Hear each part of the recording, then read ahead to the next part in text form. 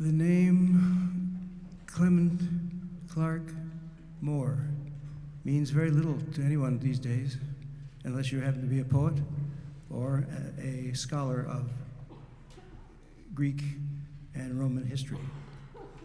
That there was such a man, and one night, as a Christmas present for his children, he wrote a visit from St. Nick, which is now known as "Twas the Night Before Christmas." By many, the most recognizable first line in English poetry. Yeah, why not? I was going to call it down. Anyway, Mr. Moore didn't think it was worthwhile to claim ownership of the piece. He had it published in the paper anonymously. And then somebody started trying to claim the right of having composed it. And he had a court case to settle, and he finally came out the victor. And we now know that it was Mr. Moore that wrote the famous poem. It's absolutely stunning when you look at the words and listen to the descriptions of what's going on around him, how this man was extremely gifted with words. And the accompaniment here maybe doesn't do justice as much as it might, but it doesn't really matter. It's the poetry that matters, and we have somebody here to read the poem for us who is top-notch. Would you welcome, please, Ken Goodenberger.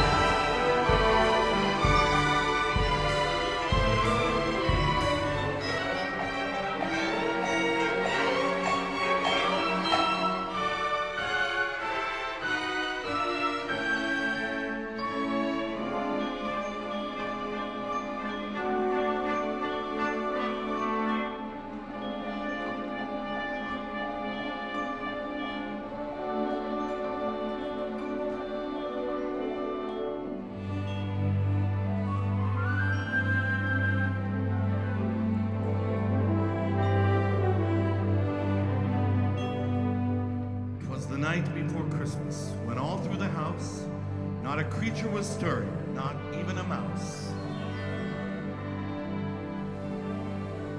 The stockings were hung by the chimney with care, in hopes that St. Nicholas soon would be there.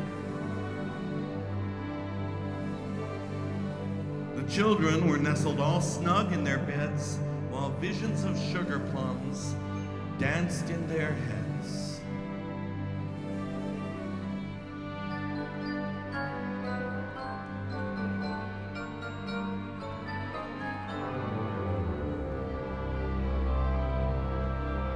Mama in her kerchief and I in my cap had just settled our brains for a long winter's nap.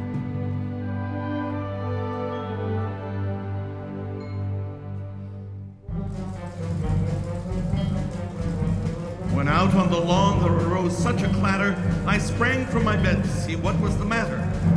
Away to the window I flew like a flash, tore open the shutters and threw up the sash.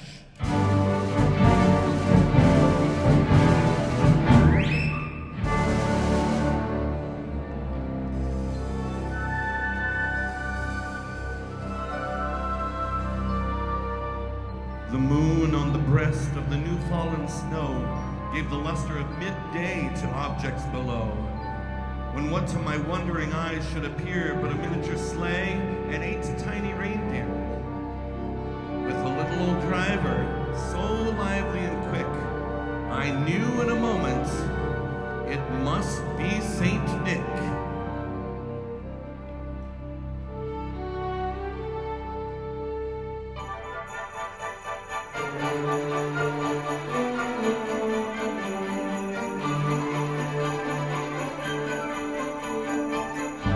rapid than eagles, his coursers they came, and he whistled and shouted and called them by name. Now Dasher, now Dancer, now Prancer and Vixen, on Comet, on Cupid, on Donder and Blitzen.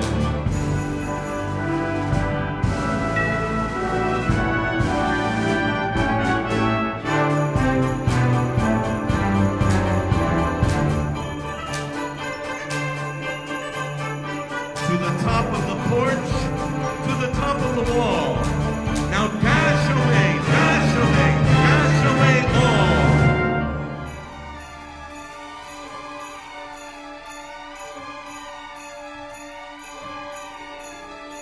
As dry leaves that before the wild hurricane fly, when they meet with an obstacle mount to the sky, so up to the housetop the coursers they flew, with a sleigh full of toys, and Saint Nicholas too.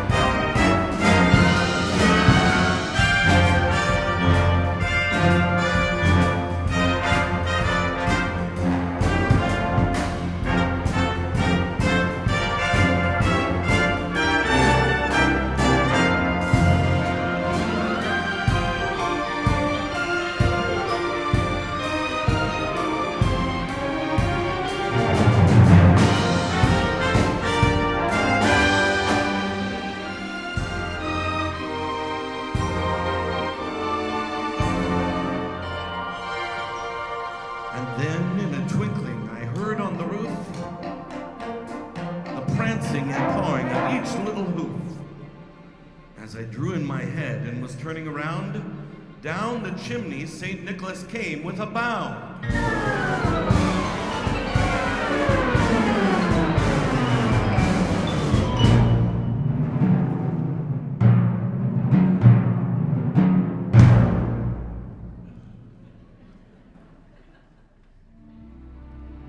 He was dressed all in fur from his head to his foot, and his clothes were all tarnished with ashes and soot.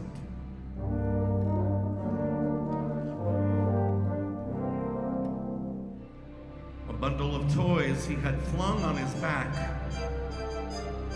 and he looked like a peddler just opening his pack.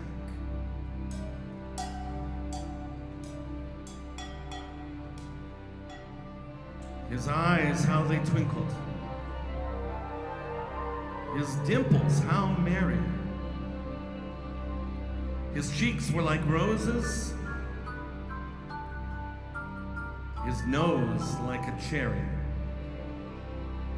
His droll little mouth was drawn up like a bow. And the beard of his chin was as white as a snow.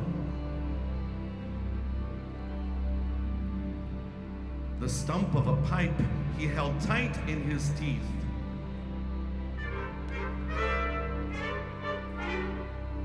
And the smoke, it encircled his head like a wreath.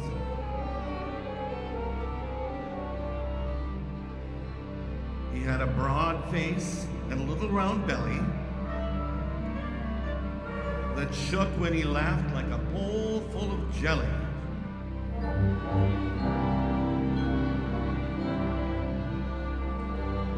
He was chubby and plump, a right jolly old elf, and I laughed when I saw him in spite of myself. A wink of his eye and a twist of his head soon gave me to know I had nothing to dread. He spoke not a word, but went straight to his work and filled all the stockings, then turned with a jerk, and laying his finger aside of his nose, and giving a nod, up the chimney he rose.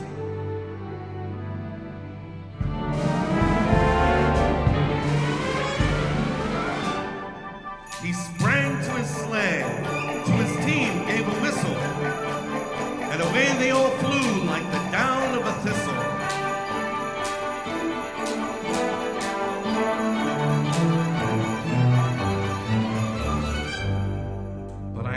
exclaim, ere he drove out of sight, Merry Christmas to all, and to all,